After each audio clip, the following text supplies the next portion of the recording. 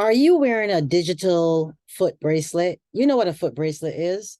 Is when you stand before a judge and the judge gives you house arrest and they clamp that little thing like a manacle on your foot and is designed to track where you go and make sure that you're not breaking the law or violating your probation or trying to run away, period. In the current climate that we live in, a lot of people that come to me are dealing with digital foot bracelets. What is a digital foot bracelet? Well, it's not a physical foot bracelet where you can actually see it. It is pretty much invisible, but it's still present. And the way you know it's present, about to tell you how you know it is present. If you're wearing a digital footprint, that means that there's trackers, possible trackers on your phone, whether it's your work phone, home phone, business phone. You probably have trackers on your car as well. And you probably have cameras in your home. And you have to tell your partner, wife, spouse, whomever, where you're going at all times. So there's a device on your phone to track your location. So you have to share your location with your partner. In addition to that, you also have to go through your telephone and you have to make sure that you're not on any social media at all and that you're not subscribed to social media, whether it's WhatsApp, whether it's Facebook, you get the gist. If you're experiencing all these things and you find yourself hostage all of a sudden because something you did or something that occurred in the relationship has forced the other person to not trust you. They don't trust you to the point where there's a certain level of accountability that needs to take place. And that accountability is taking the form of a digital foot manacle or foot bracelet. I'm here to tell you one thing. This is a different generation, is a different time. There's more temptation out there, and that temptation has come by way of social media or the internet. And temptation has always been around. It's nothing new. It's just a different format that's coming in. Temptation and opportunity. There's more opportunity to cheat. There's more opportunity to mess up in your relationship. Whether, you're pretending to be a Houdini and practice escapism and you're trying to escape from the humdrum of your relationship, or you're not able to deal with the difficulty that your relationship is presenting because of other issues, it is still you trying to escape from a situation that you don't know how to control. I have videos on here about cheating and why people cheat. The bottom line is, if you messed up, it should not become the other person's responsibility to hold you accountable.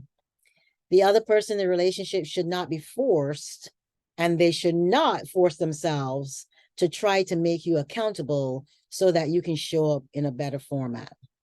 Of course, there's the odd man out, the person who has an addictive personality and doesn't understand how to overcome the addiction. A lot of time there's mental health issues behind the whole aspect of messing up, whether it's cheating or not. But once trust is broken, trust is something that has to be rebuilt.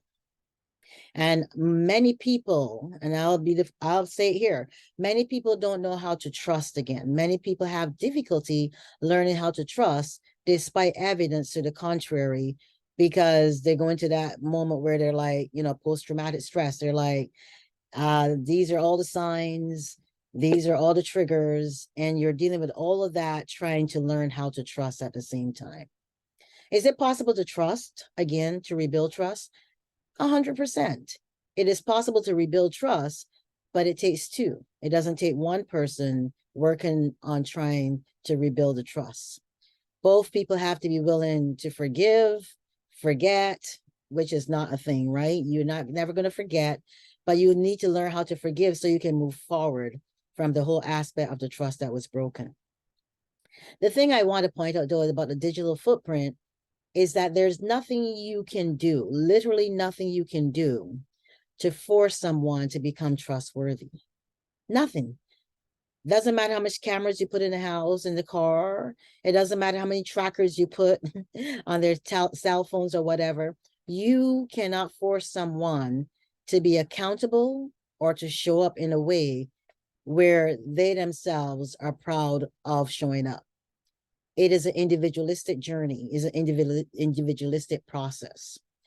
If you are in a relationship right now and you're listening to me and you know that a lot of this is going on, you're probably saying, Ingrid, but it's frustrating because if I don't do these things, this person doesn't show up. That in itself is an indication that the moment you stop doing those things, there's a likely and high probability that your partner is not going to show up. I talk a lot about parent, adult, child dynamic. When things like this happen, when you're starting to hold the person accountable and forcing the person to be accountable, you go into a parent-child dynamic. The person who is forcing the other person to be accountable through their actions by setting a digital, foot bracelet on, you're actually parenting this person. And you have to stop and ask yourself, did I marry this person to become a mother to them as well? Or did I marry this person because the relationship that I am looking to have with this person is one of adult to adult? If you're doing what you're doing, naturally, your relationship is going to decline and digress into a parent-child dynamic. The only way to get away from that dynamic is to stop parenting. Stop trying to force an adult person to be an adult. That adult has to take accountability for their own actions and be responsible for their own behavior moving forward. Does that mean it's a hands-off approach that you don't help this person? I'm not saying that at all. I'm saying you need to recognize that the majority of the work that needs to be done in accountability has to start with the individual. Doesn't mean you can't be emotionally supportive or you can't support that person in other ways. But don't become a hostage because this person has done something that makes you feel unworthy, unloved, or not valued. It just devalues you more. It just makes you go to a place where you don't like yourself, you don't like your person, you don't like your actions. And then there's a lot of resentment. And you can watch my video on how to stop building walls in your relationship. Resentment is a real thing, and resentment is a hindrance to healing. The healing process starts by realizing that you don't have to put a digital bracelet on the person. You have to be strong enough, and you need to do the work on your individual self to get strong enough to learn to trust, not the other person necessarily. You need to learn how to trust yourself. Trust your decisions, trust your boundaries, trust what you want, your own personal goals. When the goals become too blended, when you see this other person's behavior as a goal and something that you need to be in control of, you're on dangerous ground. Stop trying to control another person's actions or behaviors.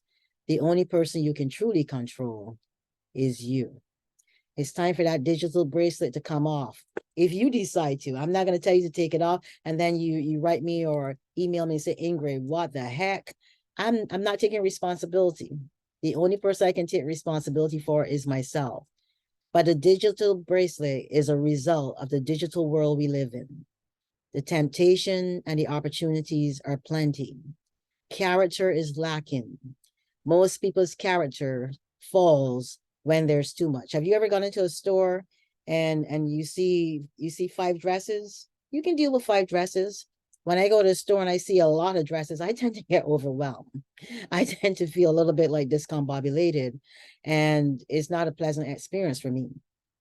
But there's some people that walk into a store and they see the multitude of clothing and it excites them. It's like, wow, I would love to put on all these dresses, and maybe I will. If you can afford to, you can. There's always been variety. There's always been opportunity, but character was much stronger. If you're the one that has messed up and you're the one that's trying to rebuild the trust or to let the other person trust you, you need to develop your character. You need to develop your spirit. You need to be strong. You need to recognize that all the things that the other person is putting in place is just part of a game. It's a game where someone will lose. If you want it to be a win-win situation, you both have to work individually to come together collectively. My name is Ingrid Felton. As always, thank you for watching the YouTube videos. Thank you for subscribing. Thank you for telling others about what I'm doing here. Thank you for sharing the videos, and thank you for your comments. I look forward to your comments. I always respond. And continue to support me. Continue to show up. If you show up, I will continue to show up as well. Remember, we're in a digital age, but we don't have to take digital measures in order to, to find somebody else or to help them find themselves. If you have to lose yourself, the effort is not worth it. Bye.